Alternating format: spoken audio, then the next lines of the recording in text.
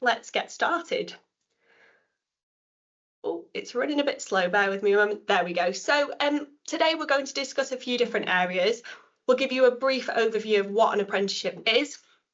I'd like to talk to you a bit about the application process, and then we'll talk about how you can support people that are looking to apply. I know that we've got some careers advisors on here, we might have some parents, and there might even be some potential apprentices of the future on here as well. So I'll do my best to try and tailor that information for everybody. But like I said, if you have questions or there's something specific that you want to know, please do pop it in that Q&A function. I'll talk to you a little bit about us as a college and how we deliver our apprenticeships. We'll go through some frequently asked questions that we seem to come across quite often, and we'll do our best to answer those as well. And then there's a Q&A function, like I said, so please do submit them as we go. So there's a few key terms, I think, around apprenticeships, and it can be quite difficult sometimes because some of these things you won't necessarily have come across before. An apprenticeship is a formal job opportunity, and an apprentice is first and foremost an employee of the business that they work for, and a student second. Their work acts as an opportunity to apply their learning that they gain in a college or provider setting, supplemented by their further training in their workplace. This means that the experience is wraparound training that's targeted specifically for the industry, specifically for the business, and really supports that apprentice as best as they can be. The traditional setup for an apprenticeship is 1 day per week in a college or provider, and then the rest of the time spent in a workplace. So that averages out to a sort of 80-20 split, 80% in work, 20% in their business, in their college or provider setting. There's also models like block release. So this can be where we front load or we block a lot of learning at the beginning or at a certain stage throughout an apprenticeship. The reason we might do this is because there might be some key skills that are needed in order to make that person productive in a workplace or even safe in a workplace. So if you come across those sorts of terms, block release, big chunk of learning all in one go, followed by longer periods in the workplace with fewer touch points later on. And then the front-loaded model is where that happens right at the beginning of the apprenticeship. And these front-loaded models can take place for a matter of weeks, months, and can even be as long as a year for some apprenticeships. Different employers and different courses will have their own preferences depending on the needs of the company, and some are more willing than others to give up huge amounts of time for apprentices to be out of the business. So it really depends on how that productivity will work for them. And different subjects certainly follow different trends. So we see a lot more front-loaded models and block release models in engineering-based apprenticeships, simply because we need to make sure that that person is safe and has a base level of knowledge before they begin working. We actually still deliver that on a day release model, but they have more days in college than that 80-20 split. One of the other terms that you might come across is the tripartite system. So this is the idea that there are three key features to an apprenticeship: the apprentice, the business, and the provider. We're really lucky at the college. We have a lovely sort of role that sits in the middle of that triangle, and that's our training coordinators, who try to keep everybody on task and give that open dialogue and communication throughout the apprenticeship for everybody involved. One of the other things you might come across is EPA, which stands for endpoint assessment, which I'll go through a little bit more later on. This is how we assess our apprenticeships and our apprentices, and they can take lots of different forms in terms of the assessment types. Again, we'll have a look at that later on. It is worth noting though, some apprenticeships have a qualification built into them additional to the actual apprenticeship itself. So things like electrical, you'll have AM2 qualifications. For HR, you'll have CIPD qualifications built in there. So you can come away with more than one qualification as such. So who can do an apprenticeship? Well, anybody who has the right to work in the UK can take part or take on an apprenticeship. There are some restrictions on age and some funding streams which incentivise employers to take on school leavers aged between 16 and 18. But that's not to say that you couldn't be a fully fledged adult that wants to change course or change work later down the line. One of the other key features is that the job has to be relevant to the learning. As you can see with that 80-20 split, 80% of their time is spent in their workplace, and is a real key opportunity for them to develop skills and learn about the business. So the job must be relevant. It's really key that apprentices have very little knowledge of the area that they're going into. So they hope to not be repeating anything that they've already learned. So we do lots of checks to make sure that that apprenticeship and that level is correct for them. There must be the opportunity to develop significant amounts of new skill for that apprentice as well. That's the sort of purpose of an apprenticeship, is really to quickly and efficiently change or develop skills of individuals. So, like I said, apprentices go through what we call endpoint assessment, which is where they are assessed and reviewed on their skills and their knowledge that they've developed throughout that apprenticeship. This is an opportunity for them to show how competent they are in their area, and there's lots of different assessment types that could be included in this. It is worth noting that most endpoint assessments actually include a number of different assessment types within them. It can be up to sort of 2 or 3. And for those assessments where there's a built-in qualification, like I mentioned earlier, there will be additional assessments as a rule for that as well. So there can be practical tests. Most apprentices complete some sort of portfolio or evidence of work. They might have a competence interview and be asked to showcase and discuss the skills and things that they've learnt. They may be asked to do a presentation. And like I said, there might be some professional accreditation or an additional bit of qualification there attached to it. There could be knowledge tests as well, synoptic assessments, making sure that we can show that they can see what they've learned in the theory-based setting with the learning and the experience that they've had in the workplace. They might do a work-based project, and there might be a review of their portfolio as well. And then a work-based observation. So how competent are they in that workplace? So as you can see, we've got nearly, I think 10 exactly, different sorts of assessment types there that an apprentice could experience. And most of them will have more than one within that endpoint assessment. One of the things that I think can be quite difficult when we're discussing apprenticeships, and this happens at school level, but certainly for parents and potential apprentices as well, is a sort of a disjointed nature of apprenticeships with the sort of regular schooling experience. So to give you a bit of context on how apprenticeships level relate to that mainstream education system, you can see here the correlating courses at the same level. So for example, starting at the bottom, Level 2 is an intermediate level apprenticeship, and it's about the academic level of GCSEs. Level 3, advanced apprenticeship, we're talking A levels, T levels, that sort of stage there. And then 4, 5, 6 and 7 are foundation years all the way up to a master's degree level. So you can do apprenticeships in all of these different areas, and you know, they all have their own value. It is worth noting, we do get some apprentices that come to us and say, well, you know, I've already got carpentry level 2 at GCSE. They may still need to do that level 2 apprenticeship again, even in that same field, simply because they don't have that work experience. And because that makes up such a huge part of the apprenticeship, it's a massive amount of the learning that they need to be able to deliver in order to show that they have the skill at the same level. So it can become a little bit tricky, but that's why there's teams like us in the college that help to understand and break that down for employers, for apprentices and for family members.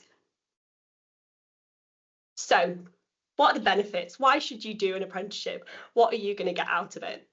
So the big one is earn while you learn. You get paid to train. So there's lots of additional support as well as that salary. And apprentices are slightly different to a normal employee of a company in that they get that wraparound support from their provider. They'll also be treated as a normal employee by their workplace, but like I said, have that engagement with a college or provider to make sure that they're picking things up, make sure that they're not missing bits of knowledge, and really support them all the way through it. So apprentices don't have to pay for any of their training either, and this can include extra and additional training that an employer might choose to provide out of the goodness of their heart. So you don't have to contribute anything to your apprenticeship as an apprentice other than showing up, doing your job, and completing the work that's needed for you. Even if you leave part of the way through or you change employers, you are not allowed to be sort of charged for any time that you've given. So it's worth noting that if you're not enjoying part of your apprenticeship for whatever reason, there's no cost to you to leave. You get lots of hands-on training, so this is a really key part of an apprenticeship. We work with some of the, big companies in this area, such as BMW, Diamond Light, Blenheim Palace, and then even some of the smaller specialist businesses as well. And you are really getting specialist learning for their businesses. So they're really investing their time in training you and hoping, I guess, in the end that you will become employees of them long term. And that specialist knowledge for their business is a really key part for us. We'll give you that broader knowledge, that theory-based knowledge, and maybe some of the more sort of generalised skills, but the actual needs of the business will be dictated by the employer. So one of the big things that I think we see in the world now is that people are sort of told, well, you've got your degree or you've got all these qualifications, but where's your work experience? How can you prove to us that you are skilled enough and have enough knowledge and experience to go in and do that job? Well, apprenticeships deliver both of those things. They give you that real world knowledge, but they also give you that real work experience as well. So no more conversations about how good are your qualifications. It's a shame you've not got any experience though. That's sort of a thing of the past with an apprenticeship, and it gives you the opportunity to really develop both of those things in tandem with each other. The really great thing about apprenticeships is that they give you the opportunity to develop and showcase a potential career path for yourself. And like we were talking about with those different levels of qualifications, you can do an apprenticeship all the way up to level 7. And if you find an employer that's willing to invest in you like that, they're probably a pretty good opportunity for you. And you never know, they might even sponsor you at every single level. So you really have that opportunity to take on lots of learning without the student debt that your friends might take on if they don't have an apprenticeship opportunity. So for the careers advisors out there, and for anybody listening in general that this helps, one of the key things that I've noticed, having come from a university background, is that there isn't a sort of conventional timeline like you might expect for the UCAS process if you're applying for universities. Apprenticeships are a little bit funky because courses can start at any point throughout the year. We do see the majority of those courses starting in September, and that really is to aim them at school leavers. And that might be GCSE leavers, it might be A-level, BTEC or T-level leavers as well. So if we're talking about that September intake, how are we going to prepare for that? This is the sort of timeline that we'd expect. So currently, we're sort of working to find opportunities in the area, looking for businesses that are willing to take on. The hope is that by March or April, we'll have job adverts out, and that's the time for apprentices or potential apprentices to start applying for those opportunities. By sort of May or June, we're hoping that those employers will have narrowed down their candidate lists and be working on interviewing and taking the next steps to find their apprentice. By July, at that point, you can, in theory, actually start with your company once you've finished your exams, and you can pretty much begin the apprenticeship from there, waiting for your GCSE results. So for those that are waiting for GCSE results, we tend to see that most of them do start the end of August or the beginning of September. So that's the kind of trajectory that we would expect. And it's subject to change, and it really does depend on when those courses start, but we run on that sort of model.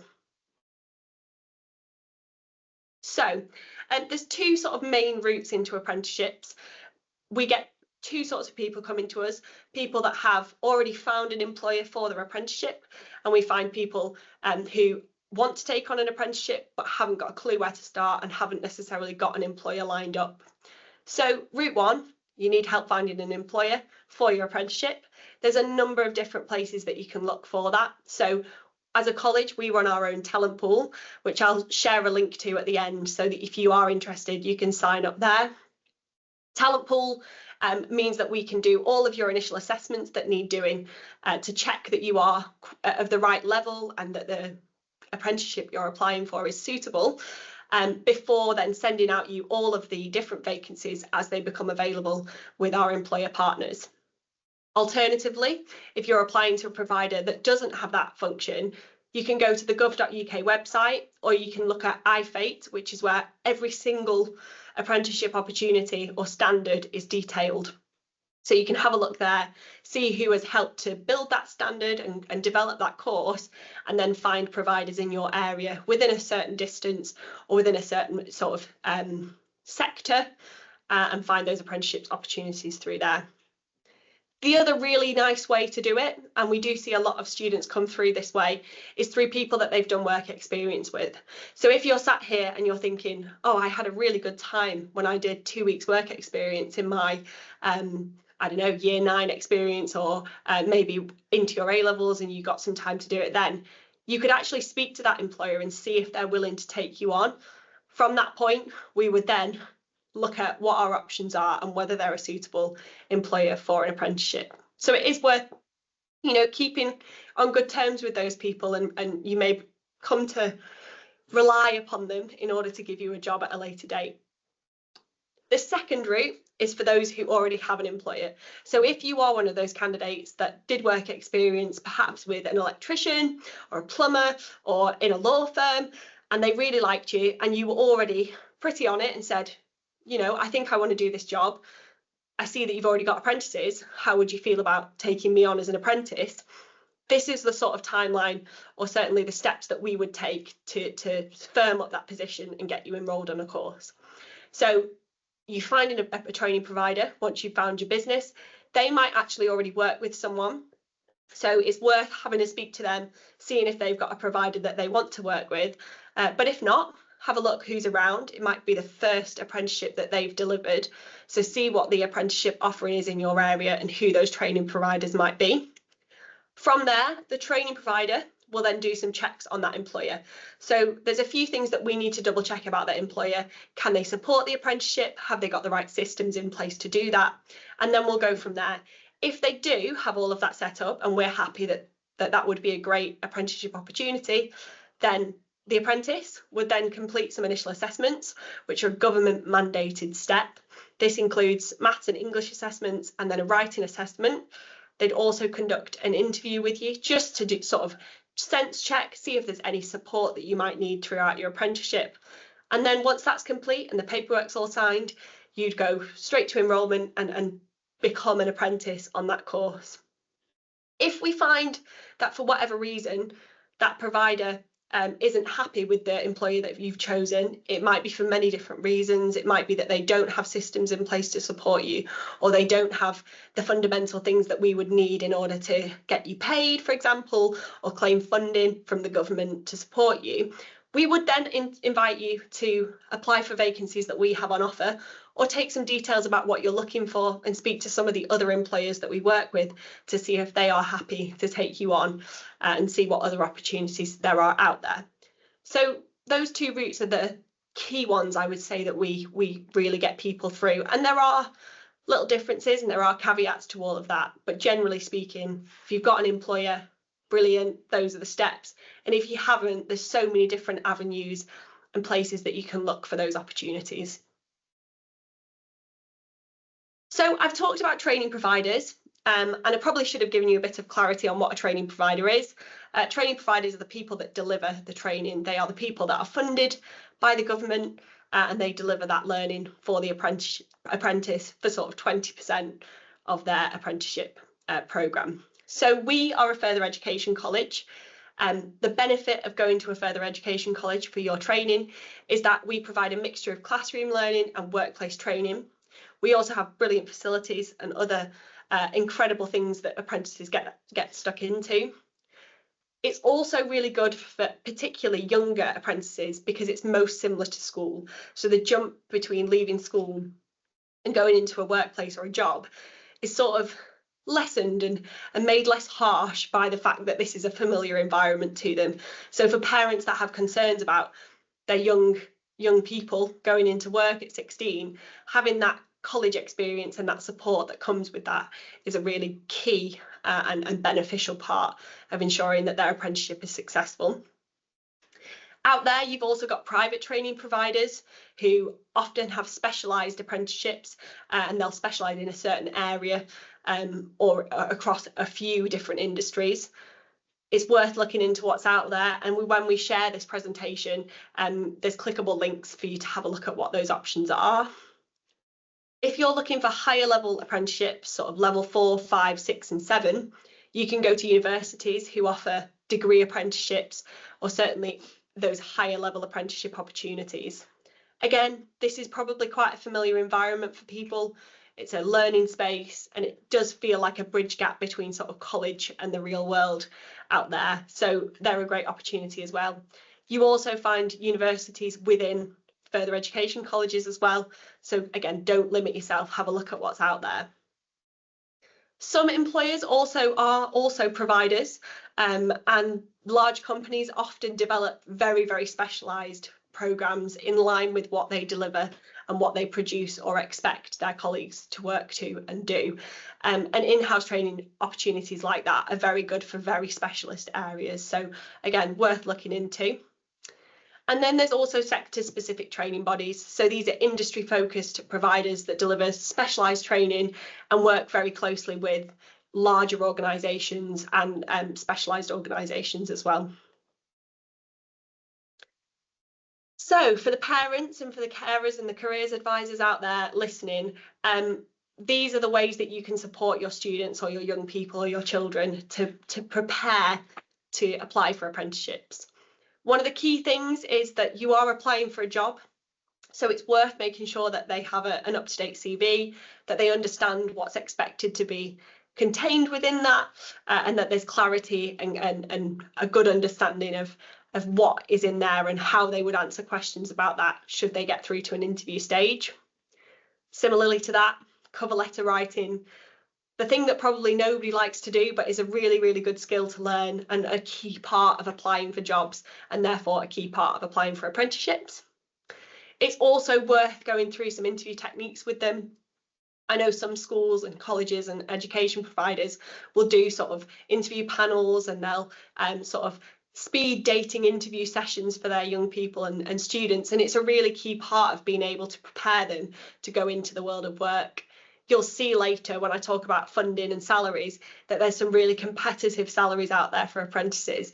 And if you have those interview techniques already, they're really key skills to be able to showcase and show off and hopefully achieve those really competitive programmes.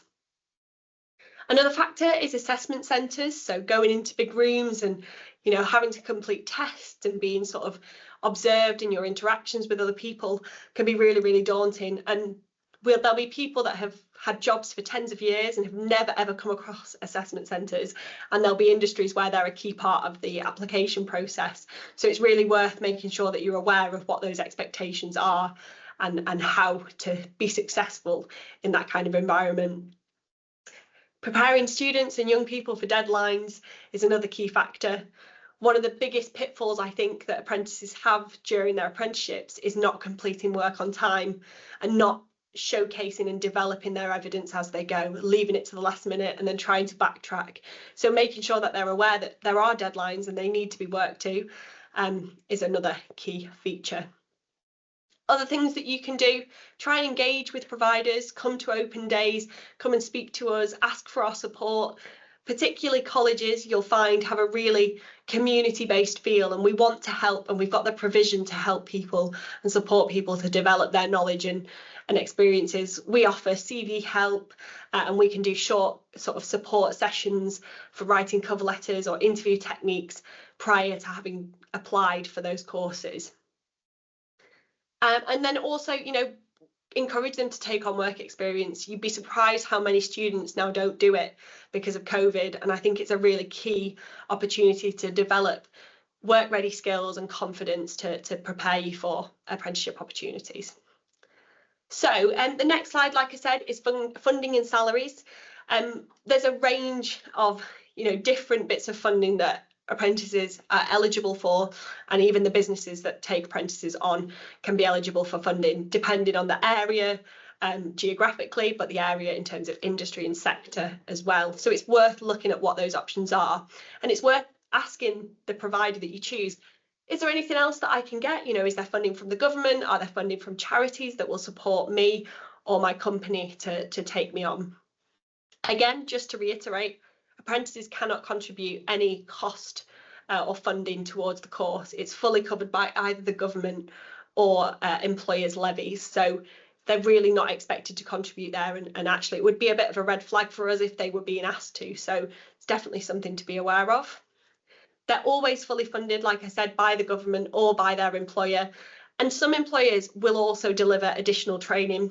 One of our really strong providers is Airbus, and they do additional training for their apprentices in order to make sure that they're very prepared for the business and really give them the skills. And this can be thousands of pounds worth of training as well. So opportunities like that are a really, really great time to invest in your learning and your development. Key factors are that salaries must meet the minimum wage, so all apprentices have to be on £7.55 per hour or more. We do see extremely competitive salaries, and we've advertised within the last year for apprenticeship salaries at almost £30,000 per year. So as you can see, extremely competitive, and it tends to be that the more an employer is paying, the more applications we get for those opportunities. So it's really worth being aware and being prepared and supporting your young people and students to do that as well. Oh, I should also say the average salary for an apprentice is about £18,000 or £19,000 per year. So it's a comfortable salary, but it's worth considering things like the geography of the area you're applying to and whether or not you'll need to be able to run a car and things like that in order to get there. So it's only fair that since we're delivering this webinar for you, that I tell you a little bit about us. So we are the #2 provider of apprenticeships by a college in the country. We, as a college, were rated good last year by Ofsted, and our apprenticeship provision was rated as outstanding. And I think it's in part due to the caring nature and the really supportive attitudes of the people within the business to make sure that our apprentices thrive and are supported to do so. So the pictures there are, one's outside our Abingdon campus and the other one is our Bicester Construction Skills Centre. So just a little bit about our campuses. So we have 4 campuses and apprenticeships take place from all 4 of them. Bicester solely hosts apprenticeships and hosts only construction-based apprenticeships as well. So we have everything from joinery, carpentry, plumbing, and all sorts of other things that take place from there. And that's quite a specific environment for young people to go into if they're looking at the construction industry. And it really does replicate as best as possible what that industry is like, and they're treated like adults there, and they're expected to, turn up on time and be at sort of representatives of the college in a way that other students might not necessarily be on different programmes. One of our other sites is Common Lees. So for those that are interested in the outdoors or farming or animals, Common Lees is our farm, and our horticulture apprenticeships take place from there, alongside lots of other bits of our full-time provision as well.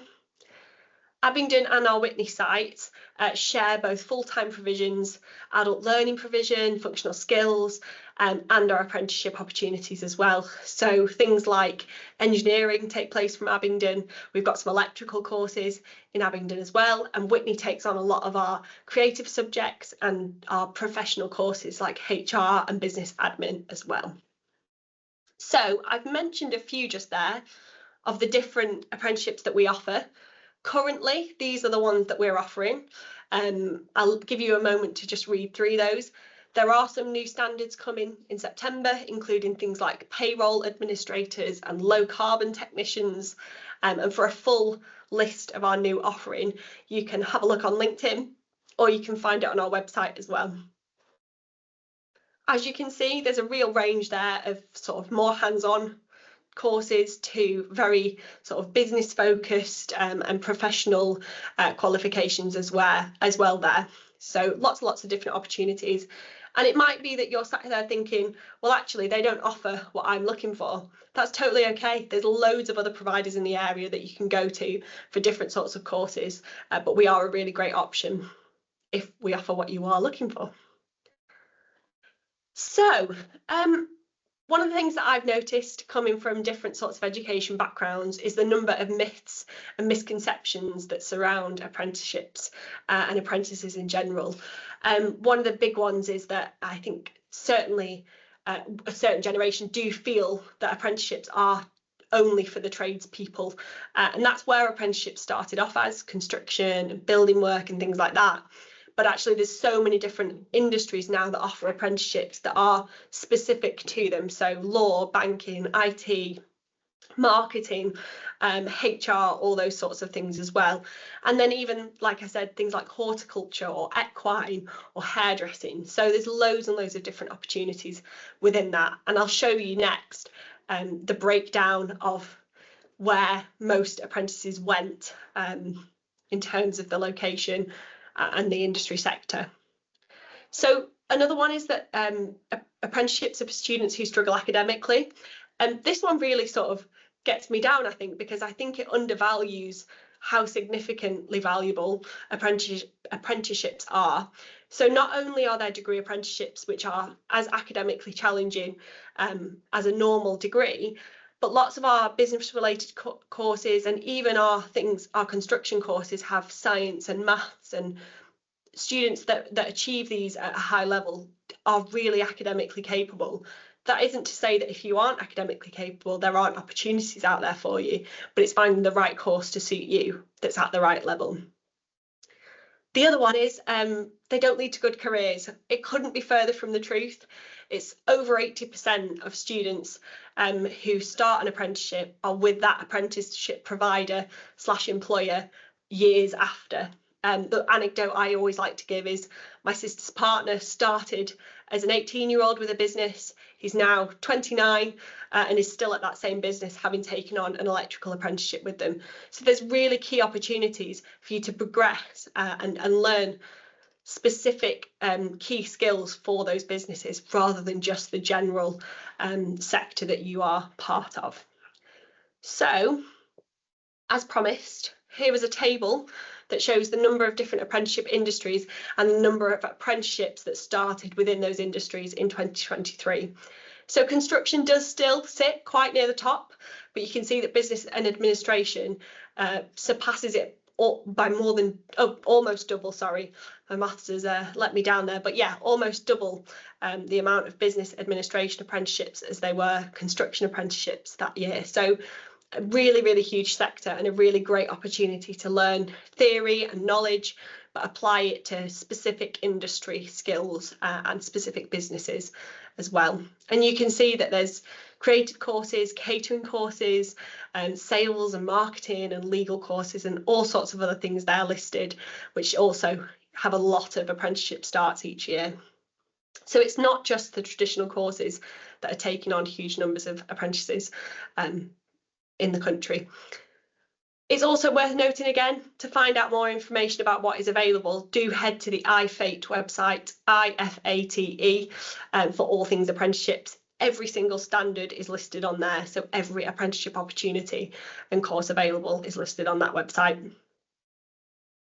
So we're near the end, but there's just some frequently asked questions here that I think lots of people do ask us when we're out and about or when we're speaking to employers or students, and it's worth being aware of all these different areas. So apprenticeships can be as short at the moment as a year. It's just been reduced by the government to 8 months, but they can also be as long as 6 years, depending on the experience that you have, depending on the course that you take on, and depending on the industry's needs for that specific skill or learning.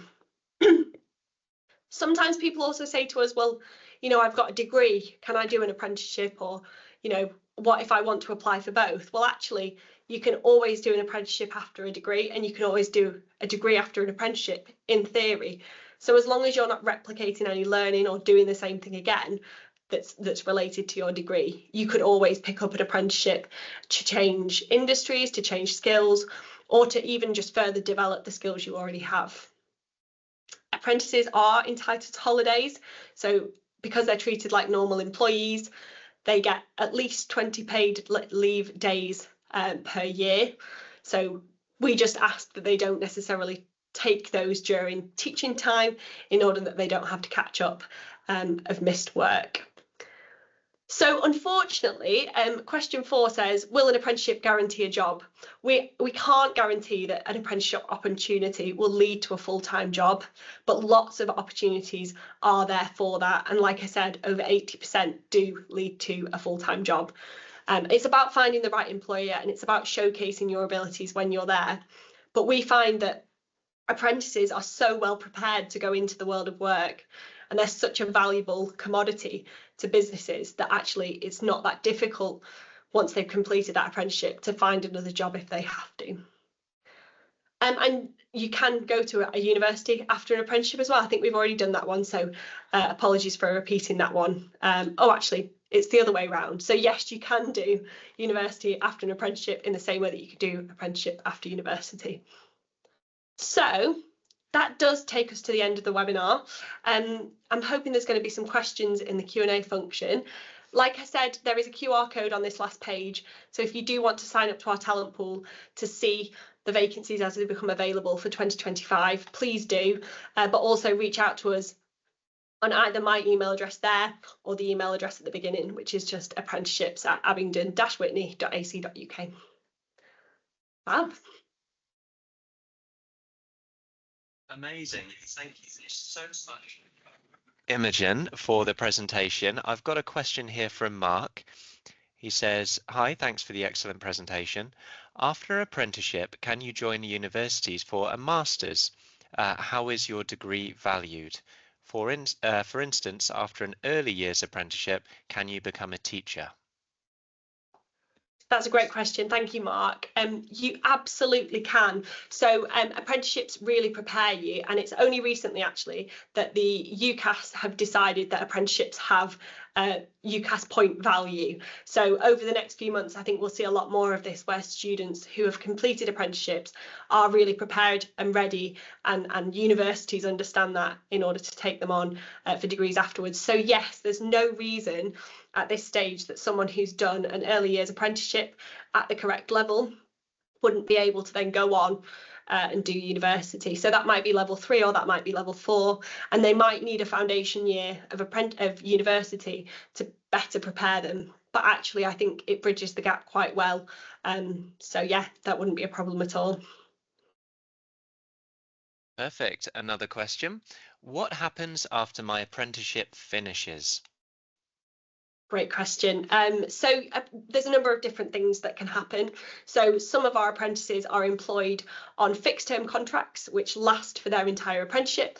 And then at that point, the business may decide whether or not they wish to keep them on. And some apprentices are employed on permanent contracts. So for those apprentices, if they've been successful and there are no issues and there's, the company are happy to keep going with them, then they would have a job at the end of it. And they might even experience increases in their wage or even promotions after that. So for those ones that are on fixed term contracts, it's worth having that conversation with your employer, particularly if you're confident that you're going to qualify and pass, and making sure that they're aware that you want to be there and you want to work with them, and see where it goes from there. But like I said, apprentices or ex-apprentices are extremely employable, so finding more work is not likely to be a significant issue. Great, thank you. Another question, how much time is spent on the job versus at college, please? So apprentices spend 80% of their time, generally speaking, in their employer or at their employer on their job, and 20% at a training provider or in college. It does slightly change depending on the course that you take on. So for example, business administration apprentices with us will do 10 days total of college time across a year and a bit of an apprenticeship, and the rest of the time will be spent with their employer. So it depends on the standard, and it depends how the business and the provider choose to deliver that apprenticeship. Perfect, thank you. We've got another one here from Joanne, thank you. Once you sign up for the talent pool, how long until you will hear back from the college? Well, we like to hope pretty soon. Our team are ready and waiting to get those applications on our talent pool through. So I would expect within hopefully less than a week. And if you are experiencing any delays, do reach out and we'll give them a nudge. But at the moment, they're pretty quickly working through that log of people applying. So now's a great time. Thank you. And thank you. Keep your questions coming in, guys, either in the chat or the Q&A. Thank you. Next question, can I only do one apprenticeship? This is the great thing about apprenticeships. As long as you are developing new knowledge, you can do as many apprenticeships as you wish. So you could do a level 2 apprenticeship in carpentry, followed by a level 3 apprenticeship in plumbing, and then you might change your mind again and decide, oh, actually, I want to do something different. Maybe I'll go back and do a level 3 in early years, or a level 4 in, oh my gosh, can't even think of a level 4 now, but lots of different opportunities. So no, in theory, as long as an employer will sponsor you and support you, and you aren't repeating already learnt knowledge, then you absolutely can do as many as you wish. Thank you. I can see we've got more questions coming in, so we'll keep this next one short. What if I start an apprenticeship, I being a student, and I'm not happy with my employer? So unfortunately, this does happen, and we do have occasions where apprentices aren't necessarily gelling with their employer well. It's rare, but it does happen. We will always really do our best to try and find you a different employer, particularly if you are not at fault and you are a great candidate. We will do everything that we can to support you. And because we work so hard to make sure we have a bank of employers sort of ready and waiting to take people on, we have great contacts that we can speak to and hopefully put you forward to. The thing to be aware of, apprentices, if they leave an employer, only have 30 days to find a new employer before they have to go on a break in learning. That means that they can't come into the college or into their training provider to carry on learning. So that can add some difficulty to it. So we always suggest that if you are struggling, find a new employer before you leave your current one, unless it's, you know, catastrophic and you have to get out of there. Another one for this from the student's point of view here. How will a student be supported in their apprenticeship by the college or their employer? So employers have their own processes that are very specific to their businesses of how they look after their staff, and any sort of support that a normal staff member would be entitled to, an apprentice is also entitled to. Where an apprentice benefits is that as a college, we provide a huge amount of support. So if there's any special educational needs, or if there's any support that is needed for apprentices in terms of extra time, or just, you know, the normal issues of day-to-day life, the college is here to support you for that. And we also have a great role, like I suggested earlier, our training coordinators, who sit right in the middle of that tripartite system between all of the different people, and basically are there to communicate and manage all the different aspects of that apprentice's experience. So they're a really key part of ensuring that apprentices are happy, progressing and achieving what they need to be. Fantastic. Thank you, Imogen. So next one, where can people find out more information about apprenticeships? Is there a point of contact at Abingdon and Whitney College, for example? There absolutely is a contact here. So like I said, you can reach out to myself, or if you know of one of our other business development executives, you're more than welcome to reach out to them as well. The easiest way is through our apprenticeships at abingdon-whitney.ac.uk email address, or you can reach out to us via the phone number listed either on this presentation or on the website as well. Outside of that, if you are thinking about an apprenticeship, but maybe not necessarily with us, that's totally okay. And there's loads of places you can look. So particularly for students, I'm sure you've already been pointed in this direction, but the UCAS page actually has lots and lots of information about apprenticeships from all different levels. So it's worth having a look there. Outside of that, the gov.uk website, particularly for apprenticeships, has loads of information there about funding rules and what you're entitled to and the different opportunities available. And all job listings are also posted there as well.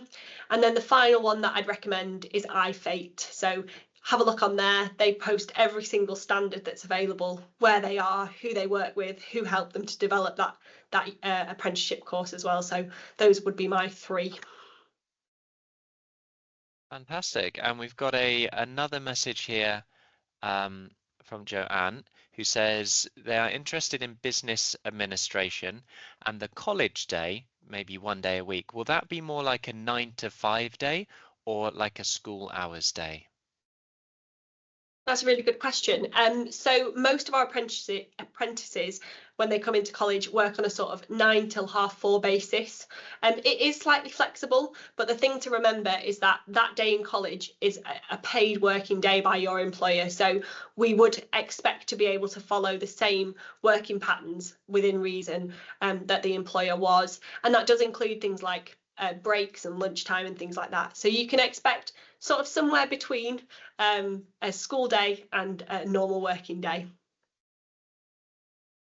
Fantastic. Thank you so much, Imogen. I'm just going to pass on the message from Dawn, which says she just wants to say thank you for the really helpful webinar today and for helping her son with the talent pool also. So great work, Aberdeen and Whitney College Apprenticeships team.